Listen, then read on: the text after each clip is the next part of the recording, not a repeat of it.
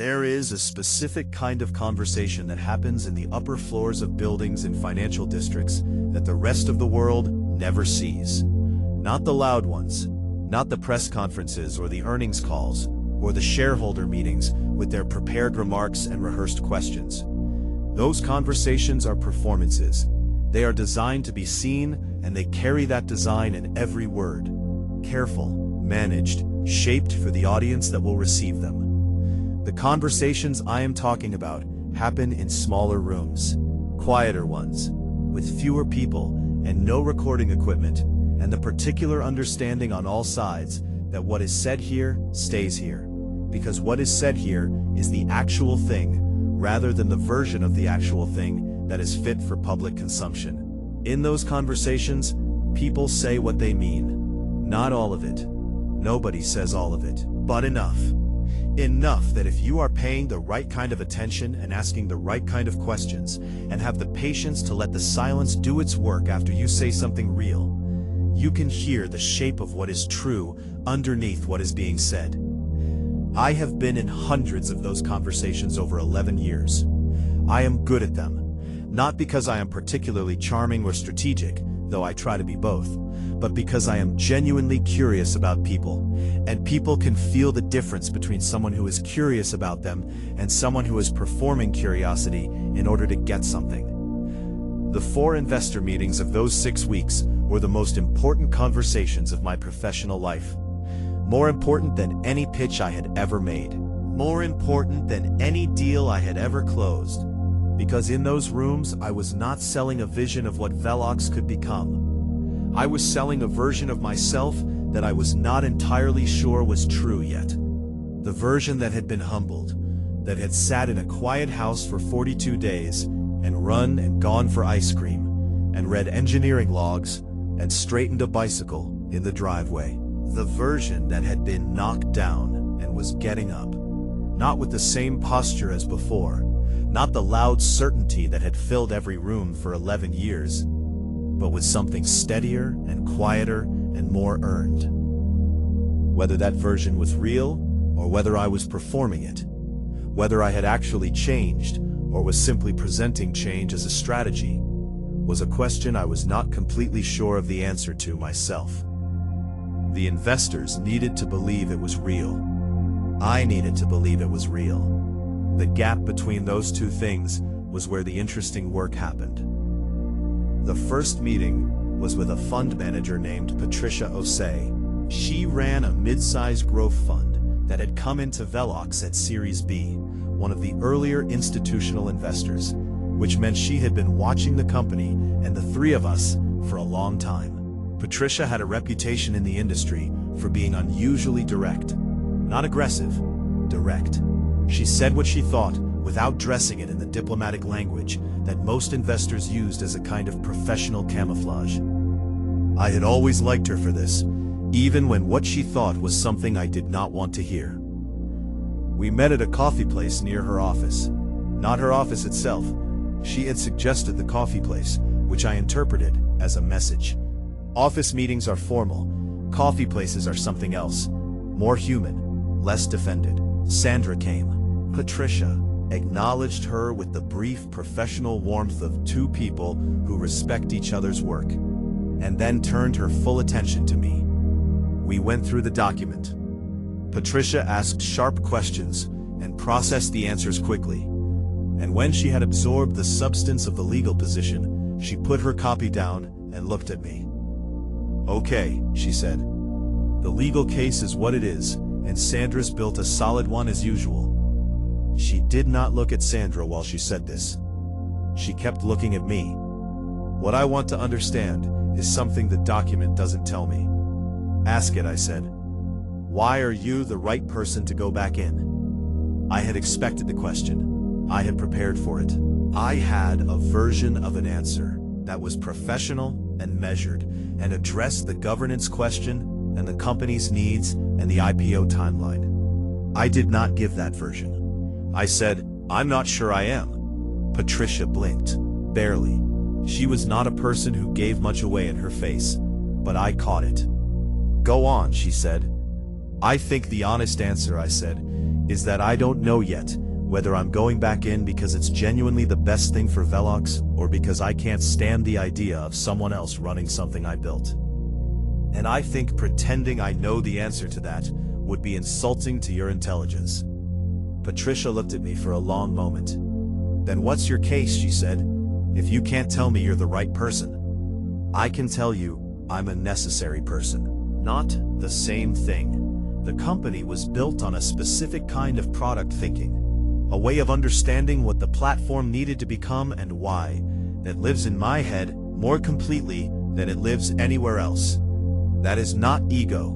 That is a structural fact about how Velox was built and what the IPO is actually selling. Investors are not buying 4,000 employees and a revenue number. They are buying a story about what this company becomes in the next 10 years. And that story is mine. Daniel is good at many things. That story is not one of them. Silence.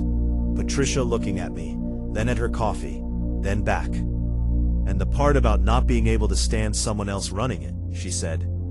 I almost smiled. That part is also true, I said.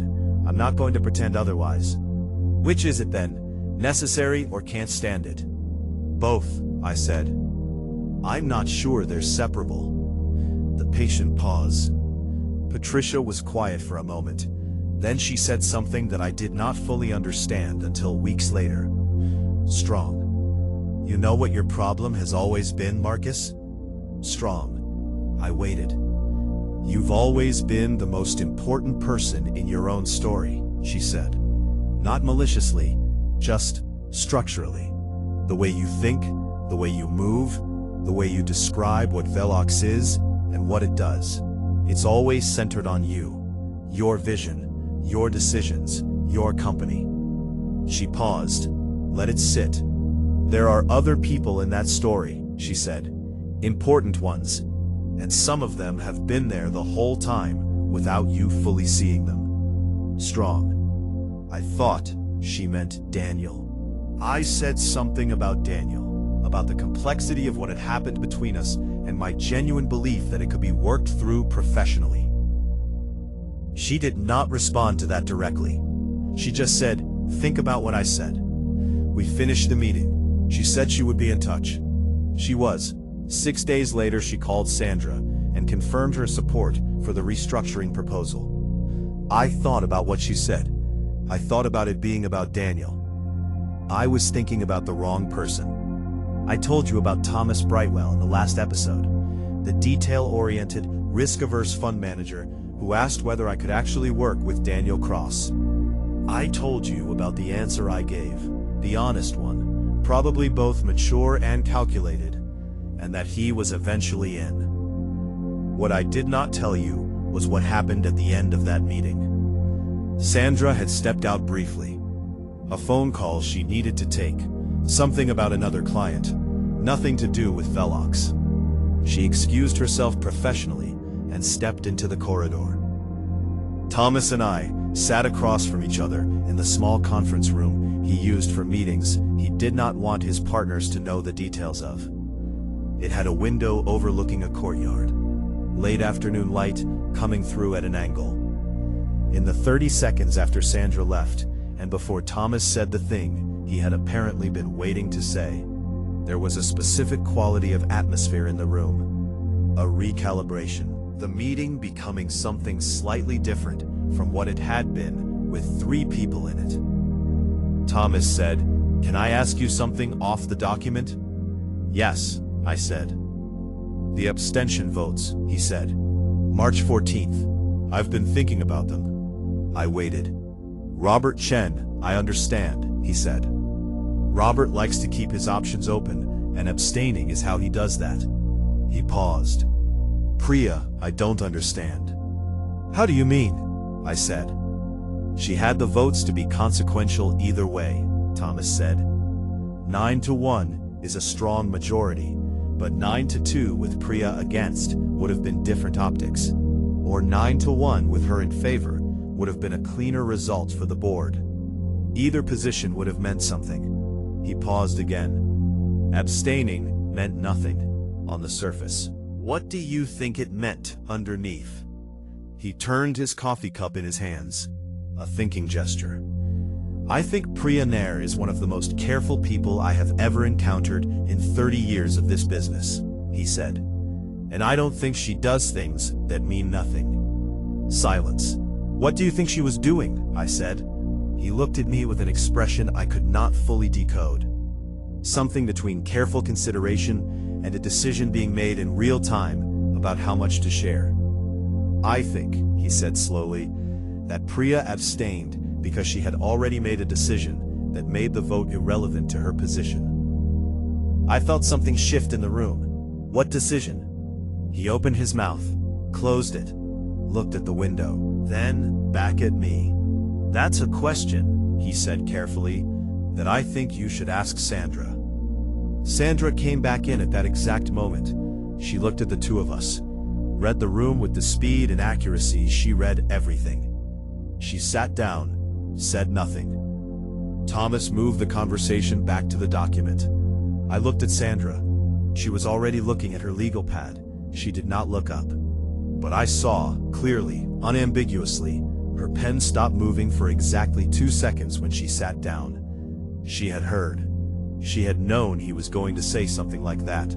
She had timed her return. I filed it with everything else I was filing. The growing folder in my head, labeled after the board meeting, the accumulating weight of things I did not know, that people around me knew, and were choosing not to tell me yet, for reasons that seemed to collectively involve some version of, you are not ready, and the timing is not right, and trust us.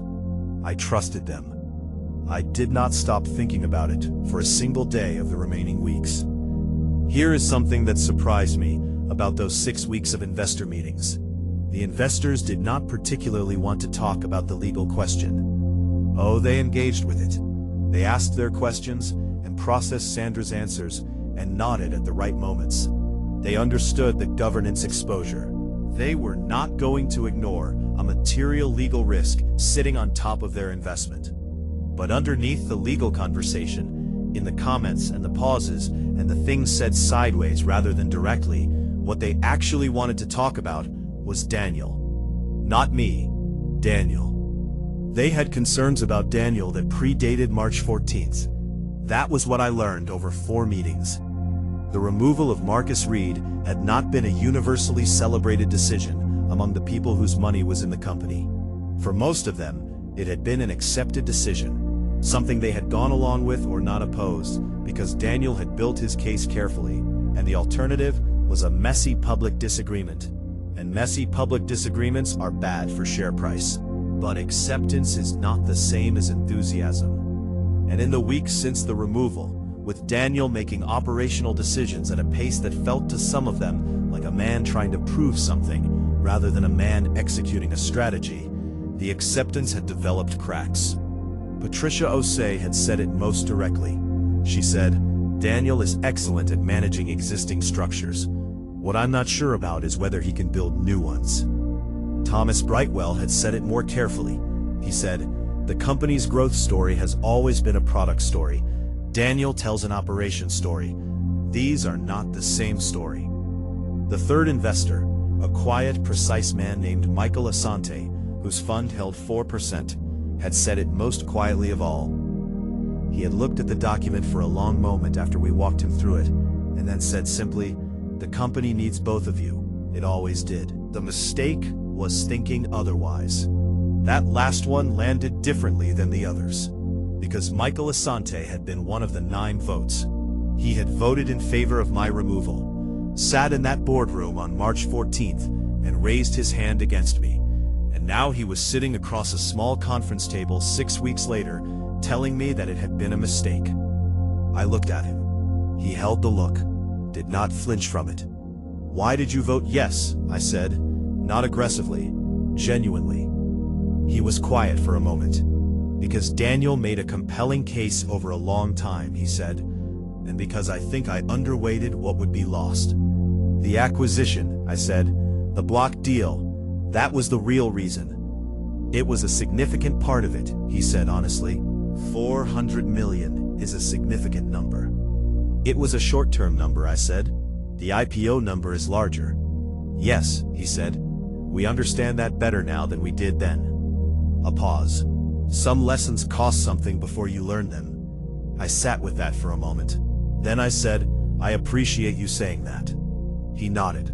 We moved on. He was the first call Sandra got from any of the investors afterward. He called her the same evening of our meeting and confirmed his support before he had even spoken to his own partners. Some lessons cost something before you learn them. I need to tell you the full version of the Charles Park meeting now, because the partial version I gave you in episode 4 left out the most important 30 minutes. Sandra left the room. This was not accidental. I understand that now in a way I did not fully understand at the time. Sandra excused herself. Another phone call, another piece of timing that I should have read more carefully, and left me alone with Charles Park in his office, with the afternoon light coming through the windows, and the kind of silence that meant, now we talk about the real thing. Then he got up from his desk and came around and sat in the chair across from me. The informal arrangement, the 2 chairs by the window, rather than the desk between us. He had not done this when Sandra was in the room. The desk had been there, the professional distance. Now he was simply an older man sitting across from a younger one, and the meeting had become something else. How are you actually doing? He said. The question caught me. Not because it was unexpected exactly, but because of the way it was asked. Not the social version, the how are you, that expects fine as an answer. The real version. I thought about it honestly. Some days better than others, I said. The days I'm focused on the plan are fine. The other days are harder. The other days being the ones where you stop thinking about the plan and start thinking about what happened. Yes. That's normal, he said. The plan is a way of not sitting in the thing. Most people never stop to sit in it. They keep planning until the feeling goes away. I looked at him. Does it go away? Some of it, he said. The sharp part. The rest you carry, but you carry it differently after a while. It stops being weight and becomes more like context. The thing that tells you something about who you are and what you're capable of. He said it in the way of someone who was not speculating, someone who had been in a version of this room before and had found his way through it. I said, did something like this happen to you?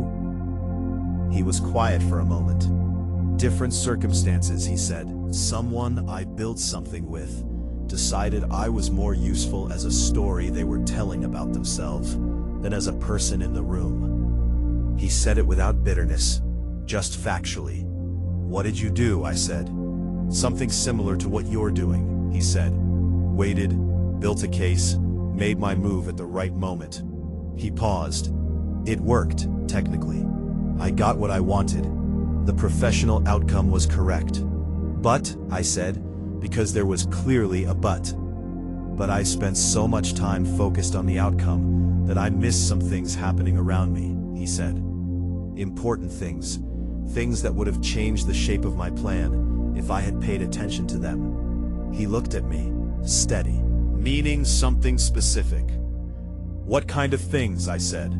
The kind of things, he said, that quiet people do when loud people are busy fighting each other. The room was very still.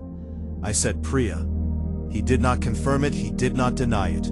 He simply held my gaze with an expression that contained something I had been seeing in variations across all 4 investor meetings.